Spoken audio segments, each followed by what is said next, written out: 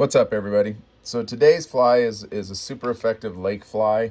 One of my favorites. It's called the CBS Leech, and it starts with a tungsten bead up at the front, and I'm just going to coat the shank of this hook. This is a size 8 4x long nymph hook or streamer hook, and it's got a 7/64, a fairly small bead up front. I don't want to overpower this thing. I'm not going to put any lead on it. I don't want it to sink too fast.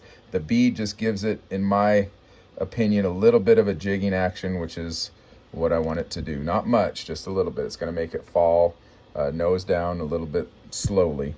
I'm next going to tie in a chunk of rusty brown rabbit hair, and I don't put any flash on this, and I want that rabbit hair about the length of the hook shank. I don't want it too long, or you'll get short strikes where they're nipping at that tail. Then real simply, I'm going to make a dubbing loop, but before I do that, I'm going to tie in one small piece of holographic gold tinsel. I first learned about this fly about 25 years ago from a book I read called Effective Lake Flies, a couple guys out of Idaho, and this was one of their signature patterns. I think it was a Mike Andreasen. That was his pattern. And I started fishing it a lot, and it was super effective on our lakes out in New Mexico, and it's still one of my favorites. I've also started fishing this on rivers. Anytime you're throwing a woolly bugger or a bunny leech, substitute this is a little mohair leech that really works well. So I'm now putting in some what they call spectrumized mohair. It's a brown, the Canadian brown, but it's actually got no brown in it. It's a mix of yellow, orange, red. It's got a little green in there, and all those different colors together make it a pure brown. So I just spun that Canadian brown mohair in a dubbing loop, and I'm going to just kind of, you want this to be thin. That's why I used red thread, because that red thread at times it's gonna show through this fly. And I'm just gonna carefully spin that loop up right up to behind the bead, maybe a little bit heavier right at the head, and then I'm going to tie it off.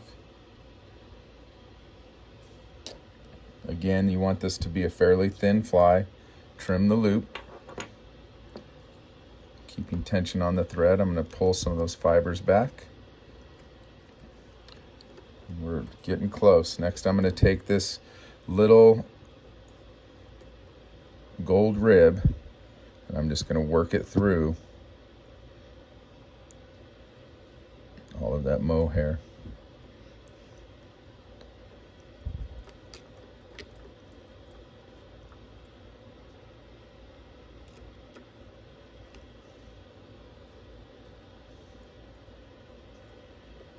Get it right up to the head and tie it off. And we're going to tie one more little bunch of mohair right at the head, just kind of capture it.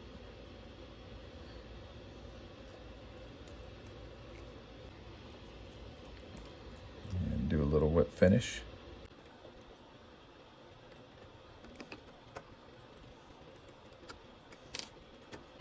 And then you can't do this too hard because you do have that gold rib in there, but you're going to brush this mohair out. If you have any that are super long, you want to get rid of those, any of those super long ones. And you want to make sure you brush out all sides. I'm going to pick this one out a little bit.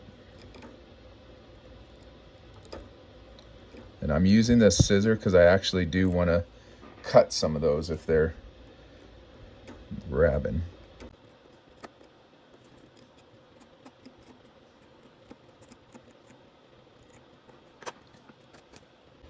Brush it out.